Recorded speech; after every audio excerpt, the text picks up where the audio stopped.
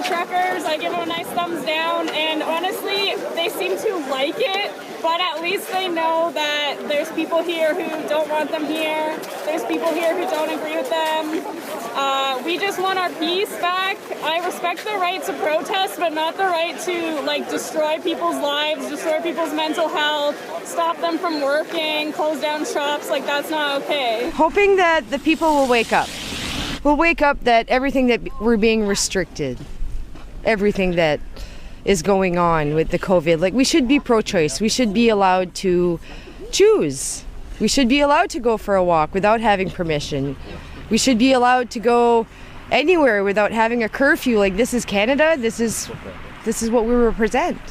This is what we're loved for. This is why every other country just loves Canada, because we're peaceful people. So why do this to our people? Why do this to the people that are here for Canada?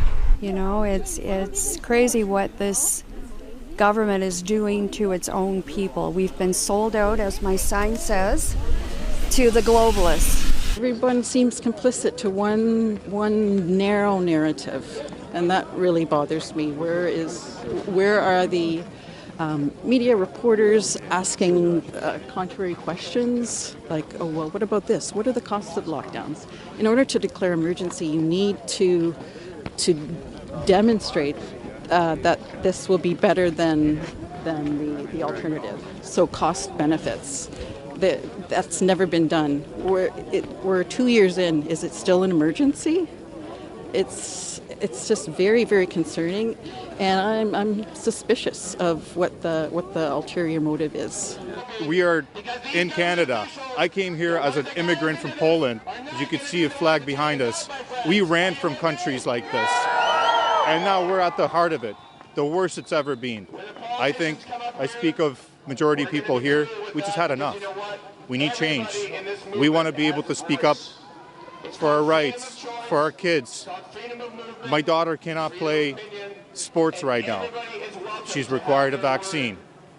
What kind of life is this? Seeing what's happened out in Ottawa and the occupation and the disruption that was happening to the healthcare system, to society writ large, it was really to just try to galvanize the support and gratitude for what health workers have been doing day in, day out, and ensure that patients and families are protected in accessing the healthcare system. And I think really it's just about, it was just demoralizing in some of the messaging around, not being able to be identified as a health worker potentially with these protests.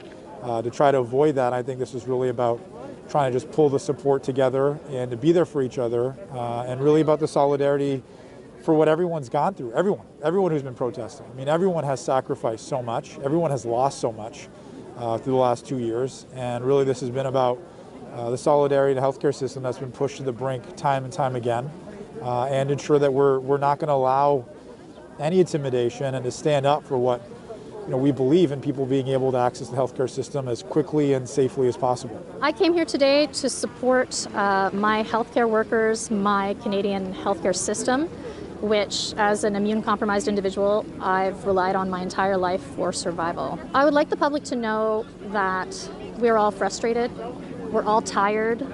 Many of us feel as though the government has not been reasonable in the way they have laid out regulations. They haven't listened to the science, they've flip-flopped, and I think it's created a lot of division.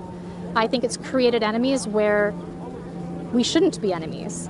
None of us want to be here. None of us want to get jabs and restrict seeing our families and change our lives. But we do it for the greater good. We do it for the people we've lost. And we do it for our stretched thin healthcare system, which we rely on. And even if you're well now, you will one day. And that